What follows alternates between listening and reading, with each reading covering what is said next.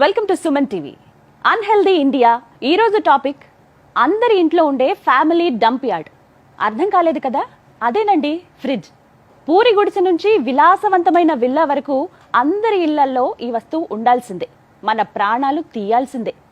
Fridge ప్రాణాలు తీయడం ఏంటని అలా కన్ఫ్యూజింగ్ ఫేసులు పెట్టకండి ప్లీజ్. మన ఆరోగ్యాన్ని పాడు చేసే ఫస్ట్ పరికరం ఫ్రిడ్జ్ అంటే మీరు నమ్ముతారా?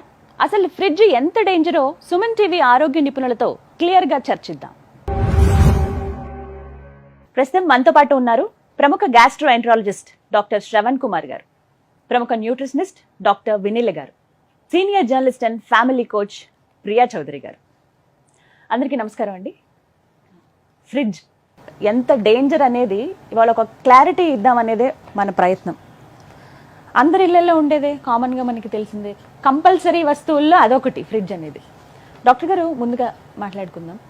ఫ్రిడ్జ్ అంటే అంత చల్లటి పదార్థాలు కానీ ఏమైనా తినటం వల్ల మన బాడీలో జరిగేటువంటి మార్పులు ఏంటి? అసలు ఏం జరుగుతుంది చల్లటి పదార్థాలు మనం తీసుకున్నప్పుడు? మనకు ముఖ్యంగా తీసుకున్నటువంటి ఆహారాల్లో రూమ్ టెంపరేచర్లో తీసుకున్నప్పుడు కానీ దాని యొక్క జీవన క్రియల్లో ఎలాంటి మార్పులు జరగకుండా పోషక విలువలు అనేటివి కరెక్ట్గా ప్రిజర్వ్ అవుతాయి. ఎప్పుడైతే మనకు పోషక విలువలు ప్రాపర్గా ఉండాలంటే రూమ్ టెంపరేచర్లో తినాలి, ఫ్రెష్గా ఉన్న ఆహార పదార్థాలని తినాలి. ఎప్పుడైతే మనం ఫ్రిడ్జ్లో పెట్టి మళ్ళీ దాన్ని వేడి చేసి మళ్ళీ తినడం ద్వారా దాంట్లో ఉన్న పోషక విలువలు కాస్త పూర్తిగా తగ్గిపోయి విషతుల్యమైన ఆహారంగా మారిపోయే అవకాశాలు ఎక్కువగా ఉన్నాయి. రూమ్ టెంపరేచర్ తీసుకోవాలని అంటూ ఉన్నారు, కానీ మనందరికీ బాగా అలవాటు అయిపోయింది. వినీల గారు, కామన్గా చూస్తాం అంటే చల్లగా ఉంటేనే మనం ఏదైనా ఆహారం తినగలిగే స్థితికి వెళ్ళిపోయాం. నార్మల్గా వేడిగా ఉంటే వద్దు, ఒకటే మాట. పిల్లల దగ్గర నుంచి పెద్దవాళ్ళ వరకు ఇది బాగా అలవాటు అయిపోయింది. అంటే అది ఎంతవరకు కరెక్ట్ అని అంటారు? యాక్చువల్గా మన బాడీలో మనం నమిలి మింగాలి అంటాం. అంటే నమిలి మింగాలి అంటే మన లోపల లాలాజలము కొన్ని క్రిములని అడ్డు తట్టవేస్తుంది. కంఠంలో ఒక జిగురు లాంటి పదార్థం ఉంటుంది, అక్కడ కొంత బ్యాక్టీరియాని ఆపేస్తుంది. సో మన బాడీ ఇట్ సెల్ఫ్ మనం తీసుకునే ప్రతి ఆహారంలో మనని ప్రొటెక్ట్ చేయడానికి ఈ మెకానికల్ థింగ్ అనేది యూస్ఫుల్ అన్నమాట. సో మనం ఫ్రిడ్జ్లో పెట్టిన ఆహారం తీసుకునేటప్పుడు దాన్ని మినిమం రూమ్ టెంపరేచర్ లెవెల్కి తెచ్చి తినటం వల్లే మనం కొంచెం సేఫ్గా ఫీల్ అవుతాం. అంటే ఇప్పుడు ఆ చల్లటి పదార్థం నోట్లోకి వెళ్ళంగానే అక్కడంతా మొద్దుబారిపోతుంది. సో ఆ ప్రొటెక్షన్ కానీ, డైజెషన్ ఇష్యూస్ రావటం కానీ, డైజెషన్ స్లో అవ్వటం కానీ, కంపల్సరిగా ఫ్రిడ్జ్లో ఉండే పదార్థాలు ఎప్పుడు తీసుకున్నా ఒక స్పెసిఫిక్ టైం వరకే రీఫ్రిజిరేట్ చేసి తీసిన తర్వాత కూడా కొంచెం అవి రూమ్ టెంపరేచర్కి వచ్చాక తీసుకోవటం బెటర్. ప్రీ హీట్ చేసి తీసుకునే కన్నా కూడా that is the safest method.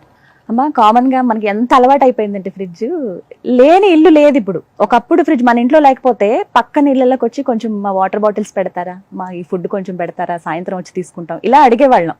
ఇప్పుడు అంత అవసరం ఉండట్లేదు. పూరి గుడిసెల దగ్గర నుంచి విలాసవంతమైన విల్లాల వరకు 1-2 అంతకు మించే ఉంటున్నాయి. బీరువాళ్ళంత ఫ్రిడ్జ్లు చూస్తున్నాం. సో ఇట్లా మారిపోయి ఈ పరిణామం చెప్పండి, ఈ చేంజ్ అనేది. ఒకప్పుడు నా చిన్నప్పుడమ్మా సాయంత్రం అయ్యేసరికి భోజనం కరెక్ట్గా 6 చేసేసేవాళ్ళం. 6:30 కల్లా భోజనం కంప్లీట్ అయిపోయి కంప్లీట్ అయిపోగానే కరెక్ట్గా భిక్షగాళ్ళు 7 o'clock వచ్చేవాళ్ళు.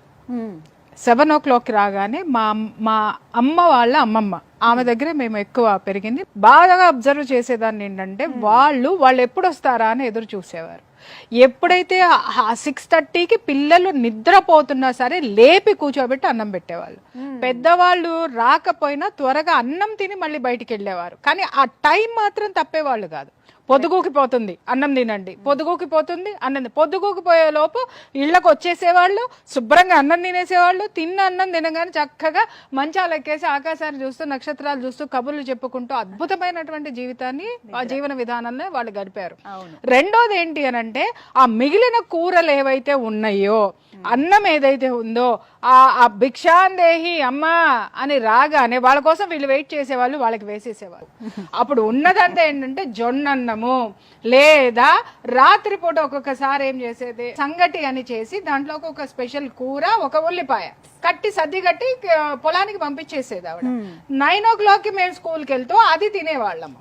తినేసేసి వెళ్ళిపోయేవాళ్ళం. మళ్ళీ తర్వాత 12 గంటలకి మళ్ళీ స్కూల్ నుంచి మళ్ళీ వచ్చిన తర్వాత మళ్ళీ మార్నింగ్ అది తినేవాళ్ళము అన్నం కూర, లేదా మార్నింగ్ జావ ఏదన్నా కాసేది జావ తాగేసి వెళ్ళేవాళ్ళు, మళ్ళీ అప్పుడు ఫ్రెష్ గా ఉండేది. ఒకవేళ సాయంత్రానికి ఏదన్నా మిగిల్చేది ఉంది, చుట్టాలు వస్తారంటే కొద్దిగా మిగిల్చి కనీసం ఒక్కళ్ళకన్నా ధర్మం చేసేవాళ్ళు. ఏ పూటకు ఆ పూట ఫ్రెష్. ఇంకా చెప్పాలి అనంటే మా తోటలో అప్పుడంతా పెద్ద పెద్ద స్థలాల్లో ఇల్లు ఉంటాయి కదా, ఒక పక్కంతా కూరగాయలు వేసేవాళ్ళు. దానికి ఎరువులు కూడా ఏంటి అనంటే ఈ పెస్టిసైడ్స్ అనేవి అసలు తెలియదు. ఆ అదేంటి చిడుము ఏదన్నా వచ్చింది, మొక్కకి ఏదన్నా ప్రాబ్లం వచ్చిందంటే వేపాకుతోటి నూరి చేసి దాన్ని వేపాకు మంట వేసేవాళ్ళు. పువ్వులు గాలికి రాలిపోకుండా పటుత్వం రావడానికి, కాయ పటిష్టంగా ఉండడానికి ఇదే పనుల్లో ఉండాలి. అలా ఏ పూటకు ఆ పూట ఫ్రెష్ గా కూరగాయలు తెంపుకొని వచ్చి వండేవాళ్ళు, అప్పటికప్పుడు వేడి వేడిగా తినేవాళ్ళు. అసలు ఫ్రిడ్జ్ అనేటటువంటిది లేదు. నిలవ ఉండడం అనే పదార్థాలు రెండే ఉన్నాయి, ఒకటి వెన్న, రెండు నెయ్యి. ఇవి తప్ప ఏది ఇంట్లో నిలవ పదార్థం అనేది ఉండేది కాదు. కాబట్టి ఒంట్లో రోగాలు కూడా ఏది నిలిచేవి కావు.